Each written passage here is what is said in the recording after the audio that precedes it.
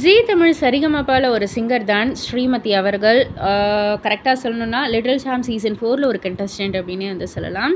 So இவங்க வந்துட்டு we Sai அப்டின்ற ஒரு புதுசா ஒரு கடைய வந்து ஆரம்பிச்சிருந்தாங்க. அண்ட் அதுக்கு இனாகரேஷனுக்கு வந்து நம்ம ஸ்ரீனி சார வந்து கூப்ட்டுருந்தாங்க இல்லையா?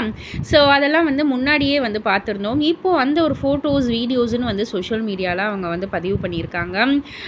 ஸ்ரீனி சாரோடைய வீடு வந்துட்டு கம்ப்ளீட்டாக அன்பால் நிறைஞ்சு இருக்கிற ஒரு வீடு.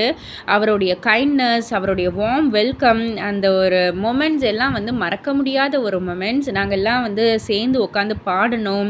ஸோ ஒரு பியூட்டிஃபுல்லான ஒரு சோல் அவரது. பியூட்டிஃபுல்லான ஒரு மெலடிஸோட, பியூட்டிஃபுல்லான மெமரீஸோட நாங்கள் அங்கேருந்து வந்திருந்தோம் அப்படின்ற மாதிரி வந்து சொல்லியிருக்காங்க. அண்ட் எங்களுக்கு ஒரு பில்லர் ஆஃப் சப்போர்ட் மாதிரி எங்களுடைய நெக்ஸ்ட் பிக் ஸ்டெப்பை வந்து இனாக்ரேட் பண்ணி வச்சுருந்தாங்க.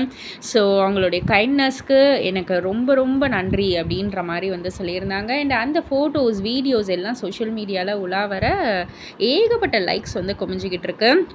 நம்ம ஸ்ரீமதி கூட கண்டெஸ்டண்ட்டாக இருந்த அபினேஷ், திவினேஷ், எல்லாருமே, யோகேஸ்வரன் எல்லாருமே, அண்ட் நம்ம ஸ்ரீனி சார் இனாக்ரேட் பண்ணுறது, அங்கே சாய் குடிக்கிறது அப்படின்னு சொல்லிட்டு எல்லா ஃபோட்டோஸ், வீடியோஸும் வந்துட்டு ரொம்பவே அழகாக இருக்குது பார்க்குறதுக்கு. ஸோ இதெல்லாம் பற்றி நீங்கள் என்ன நினைக்கிறீங்க? உங்களுடைய கருத்து என்ன அப்படின்றத கீழே உள்ள கமெண்ட் பாக்ஸில் குறிப்பிட்டு சொல்லுங்கள். மறக்காம சேனலில் சப்ஸ்கிரைப் பண்ணி பக்கத்தில் உள்ள பெல் ஐக்கானை கிளிக் பண்ணிவிடுங்க.